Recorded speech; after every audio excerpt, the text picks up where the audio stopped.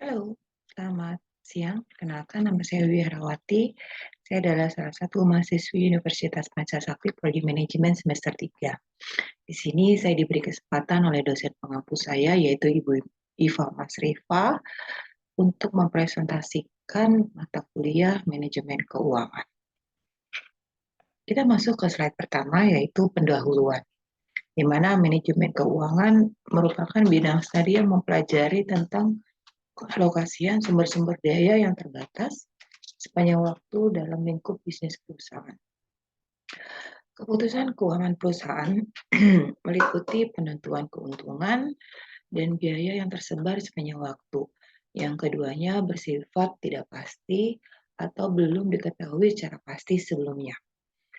Topik utama dalam manajemen keuangan adalah bagaimana seorang manajer keuangan yang membuat suatu keputusan keuangan pada hari ini yang dapat mempengaruhi hasil dan risiko yang akan diterima perusahaan di masa yang akan datang.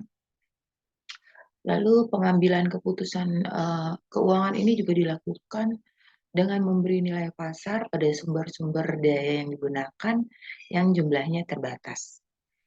Jadi, manajemen keuangan meliputi pengambilan keputusan keuangan dan penilaian sumber-sumber daya yang di dalamnya mengandung unsur ketidakpastian atau risiko sepanjang waktu. Seperti yang akan kita bahas pada slide selanjutnya. Sekarang kita masuk ke ruang lingkup manajemen keuangan, di mana pengertian manajemen keuangan adalah salah satu faktor penting sebuah bisnis dapat bertahan dan tetap eksis di dunia perdagangan adalah manajemen keuangan, di mana manajemen keuangan merupakan upaya perusahaan untuk melakukan perencanaan keuangan, lalu pengelolaan aset, penyimpanan data, dan pengendalian aset atau dana perusahaan. Nah, jika melihat dari pengertiannya, ada beberapa faktor yang menjadi fungsi manajemen keuangan. Di antaranya mulai dari perencanaan hingga pengendalian aset. Lalu, orang yang melakukan proses manajemen keuangan disebut dengan manajer keuangan, di mana manajer keuangan yang dikelola secara baik dapat membuat bisnis lebih mudah dikontrol. Nah, perusahaan juga lebih mudah dalam mengambil keputusan dan dapat meningkatkan keuntungan serta pengembangan aset dan masih banyak lagi.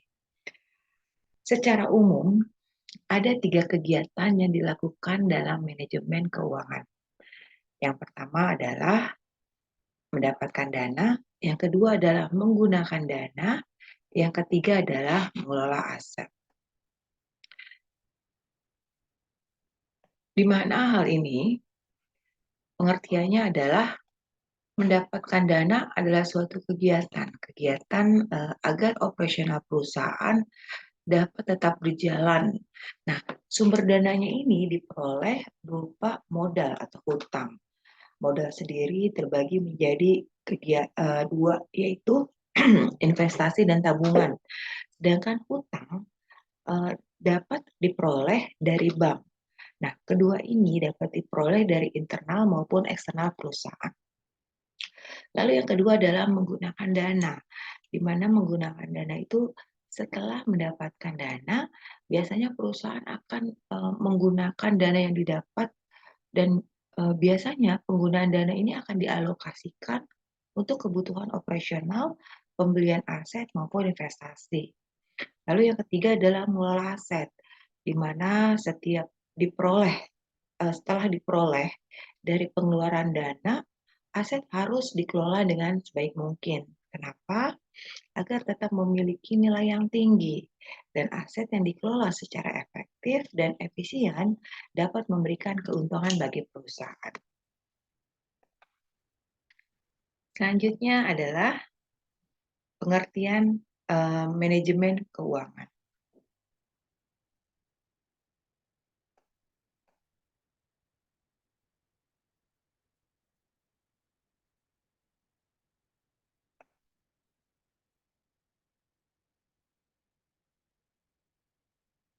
Sesuai dengan fungsi-fungsi perusahaan, kita mengenal adanya berbagai manajemen. Misalnya, fungsi produksi, yaitu dilaksanakan dengan manajemen produksi. Lalu yang kedua adalah fungsi keuangan, di mana fungsi keuangan dilaksanakan manajemen keuangan dan seterusnya yang memang perlu diketahui bahwa masing-masing fungsi dan manajemen tersebut memiliki bidang kegiatan yang berbeda-beda. Tetapi secara keseluruhan ini merupakan suatu sistem dan suatu kesatuan yang tidak dapat dipisahkan. Selanjutnya adalah manajemen keuangan dalam suatu perusahaan yang memiliki 4 ruang lingkup yang sangat penting untuk kemajuan perusahaan. Yang pertama adalah menentukan keputusan investasi, di mana saat menentukan keputusan tersebut untuk mendapatkan sebuah investasi atau pendanaan, manajemen keuangan diperlukan untuk mengevaluasi resiko yang akan timbul, lalu menghitung juga biaya modal yang diterima perusahaan dan memperkirakan keuntungan apa saja yang akan diperoleh oleh perusahaan setelah investasi diterima. Lalu yang kedua adalah keputusan keuangan perusahaan, di mana ini menentukan keputusan investasi melibatkan tentang pendanaan, aset, dan dana alokasi perusahaan tersebut. Nah, manajemen keuangan harus mengembangkan cara terbaik untuk alokasi dana dan membuat struktur keuangan agar perusahaan tidak merugi di masa depan. Lalu yang ketiga adalah memutuskan pembagian saham, di mana manajemen keuangan membuat peraturan tentang pembagian dividen perusahaan. Dan ini dilakukan agar pembagian dividen ini hasilnya sama rata dan tidak merugikan perusahaan. Lalu yang keempat adalah working capital decision, di mana dalam perusahaan ini ya uang yang disimpan untuk perusahaan yang digunakan untuk biaya operasional perusahaan, termasuk di dalamnya juga ada aset perusahaan dan liabilitas perusahaan. Sekarang kita masuk ke tujuan manajemen keuangan. Nah, manajemen keuangan ini mempunyai tujuan karena merupakan suatu proses dalam kegiatan keuangan perusahaan yang memang berhubungan erat dengan upaya untuk mendapatkan dana serta upaya pengelolaan keuangan. Nah, tujuannya adalah untuk mencapai tujuan keuangan yang ditetapkan dalam badan usaha atau perusahaan. Di antaranya adalah sebagai berikut, yaitu memaksimalkan keuntungan serta pengawasan.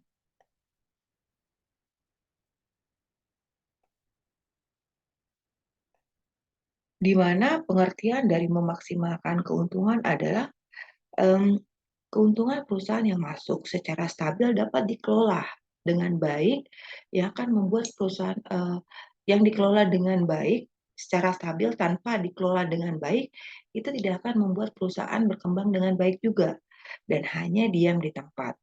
Nah, tujuan utama yang sangat erat dengan kaitannya dengan fungsi manajemen yaitu terkait dengan anggaran, di mana perusahaan dapat memaksimalkan keuntungan dengan cara menekan biaya anggaran perusahaan, pengelolaan dana yang baik, ataupun investasi. Lalu yang kedua adalah pengawasan, di mana pengawasan itu adalah manajemen keuangan tidak hanya melakukan perencanaan, pengelolaan, dan pemanfaatan dana, tetapi juga mengontrolnya. Dari pengawasan yang dilakukan, itu akan ada evaluasi yang akan menjadi bahan perbaikan untuk perusahaan ke depannya. Pengawasan juga dilakukan agar seluruh prosedur yang diberlakukan berjalan sesuai dengan sistem yang telah dibuat. Lalu selanjutnya adalah fungsi manajemen keuangan, di mana yang pertama menetapkan pengalokasian dana investment decision. Yang kedua adalah memutuskan alternatif pembiayaan atau yang kita sebut dengan financial decision. Lalu yang ketiga adalah kebijakan dalam pembagian dividen, ya, di mana yang kita ketahui adalah fungsi manajemen adalah sesuatu yang dibutuhkan oleh suatu organisasi atau sebuah organisasi untuk perusahaan. Pasalnya, ada sebuah pengaturan akan membuat segalanya jadi teratur dan berjalan sesuai dengan yang diharapkan.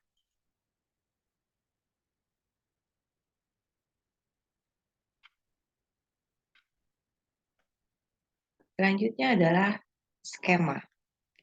Ini adalah skema bagaimana proses manajemen keuangan for profit organization dan juga ruang lingkup manajemen keuangan secara skematis dapat digambarkan sebagai berikut. Dan ini adalah aktiva perusahaan, modal kerja, aktiva tetap, lalu ada manajemen keuangan dan pasar keuangan. Di sini saya akan menjabarkan satu persatu tentang ruang lingkup manajemen keuangan yang dibuat secara skematis. Yang pertama adalah aktiva perusahaan, modal kerja, aktiva tetap, manajemen keuangan, pasar keuangan. Di mana pasar keuangan sama dengan sumber dana. Dan apabila sudah mendapatkan dana, maka dapat lewat perantara manajemen keuangan digunakan untuk operasional perusahaan. Dan setelah diolah, diharapkan mendapatkan sebuah keuntungan atau laba. Nah, setelah mendapatkan keuntungan atau laba, biasanya menggunakan dana dari pasar keuangan. Lalu selanjutnya adalah adanya kompensasi. Kompensasi yang memang harus dibayarkan kembali atau dikembalikan ke pasar uang, ya. Disingkatnya itu adalah KLO, yaitu modal asing sama dengan bunga modal sendiri atau yang kita sebut dengan dividen. Lalu untuk kompensasi diambil dari keuntungan. Nah, untuk laba atau keuntungan ini terbagi menjadi dua bagian. Yang pertama, ya, laba yang dibagikan yang artinya tidak ada tambahan modal dan laba yang ditahan atau ditabung. Dan nanti laba yang ditahan atau yang ditabung itu akan bisa dijadikan untuk menambah modal ke depannya.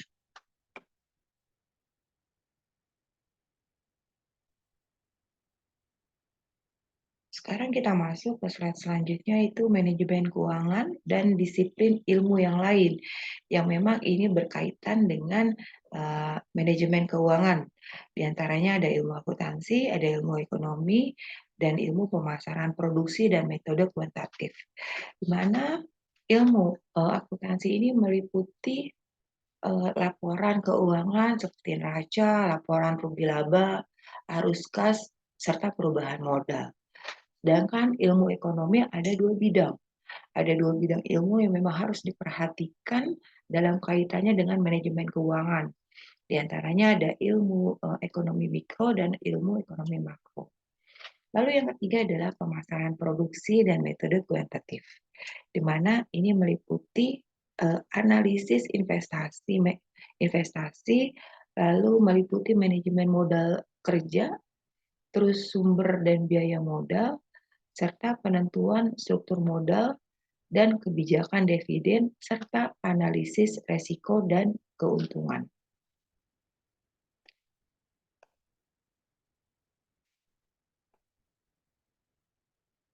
Dalam penerapannya, manajemen keuangan tidak dapat berdiri sendiri. Manajemen keuangan selalu berkaitan erat dengan berbagai disiplin ilmu yang lain, seperti akuntansi, ilmu ekonomi mikro dan makro, manajemen pemasaran, manajemen produksi, metode kuantitatif, dan masih banyak lagi. Salah satu contohnya adalah akuntansi, ya, di mana hampir dalam setiap pengambilan keputusan, manajer keuangan bertitik tolak dari data-data akuntansi. Bidang akuntansi dalam perusahaan bertanggung jawab terhadap pengembangan laporan keuangan, baik sebagai alat ukur prestasi manajemen di masa lalu maupun masa sekarang, dan juga sebagai dasar pengambilan keputusan di masa yang akan datang. Lalu yang ilmu ekonomi adalah sangat erat kaitannya karena setiap perusahaan yang beroperasi dalam kerangka ekonomi, nah manajer keuangan ini harus benar-benar mengetahui kerangka ekonomi dan menggunakan teori ekonomi sebagai alat bantu untuk mencapai efisiensi operasi. Nah, Ada dua bidang ilmu yang harus diperhatikan dalam kaitannya dengan manajemen keuangan, yaitu yang tadi sudah dijelaskan, ilmu ekonomi mikro dan ilmu ekonomi makro.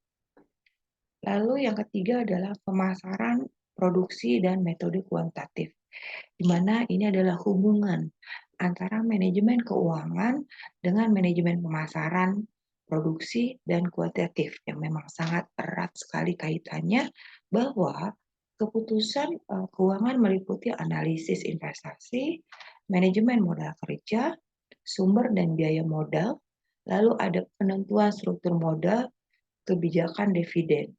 Dan tujuan akhir yang harus dicapai dari keseluruhan keputusan keuangan tersebut adalah memaksimalkan kemakmuran pemegang saham melalui maksimisasi nilai perusahaan. Keuangan. Bagian keuangan terdiri atas 3 bidang yang memang sangat saling berkaitan. Yang pertama adalah pasar modal, yang kedua adalah investasi, dan yang ketiga adalah manajemen keuangan. Di mana pasar uang dan modal biasanya itu berurusan dengan bursa saham dan institusi, seperti faktor yang mempengaruhi suku bunga, untuk bunga itu naik dan untuk bunga turun. Lalu yang kedua adalah investasi, di mana investasi yang berfokus pada keputusan yang diambil, baik oleh investor individual maupun institusi ketika mereka memilih sekuritas-sekuritas untuk portofolio investasi mereka. Nah, ini biasanya mencakup jasa konsultasi kepada investor tentang bagaimana menginvestasikan modalnya. Lalu yang ketiga adalah manajemen keuangan, di mana ini melibatkan pengambilan keputusan di dalam perusahaan. Nah, manajemen keuangan adalah bidang yang terluas, di mana banyak memiliki peluang pekerjaan. Contohnya adalah membangun rumah sakit, kegiatan pemerintah, terus kegiatan sekolah, dan ini semuanya mencakup dalam manajemen keuangan. Nah, berikut adalah contoh soal. PT Evergreen melaporkan hasil-hasil berikut ini untuk yang terakhir pada tanggal 31 Maret. Laba yang ditahan pada tanggal 1 April 2011 adalah sebesar Rp2,520.500.000, sedangkan laba bersih adalah Rp312.500.000. Nah, dividen tunai yang diumumkan adalah 30 juta. Dividen saham yang diumumkan adalah 60 juta. Yang diminta adalah buatlah laporan laba ditahan untuk tahun fiskal yang berakhir pada tanggal 31 Maret 2012. Nah, jawabannya adalah laba yang ditahan pada tanggal 1 April tahun 2012 adalah sebesar Rp2.520.500.000. Laba bersihnya adalah Rp312.500.000, dikurangi dividen yang diumumkan adalah 90 juta, dan kenaikan laba yang ditahan adalah Rp222.500.000. Lalu untuk laba yang ditahan yang diminta pada tanggal 31 Maret adalah Rp2.743.000.000.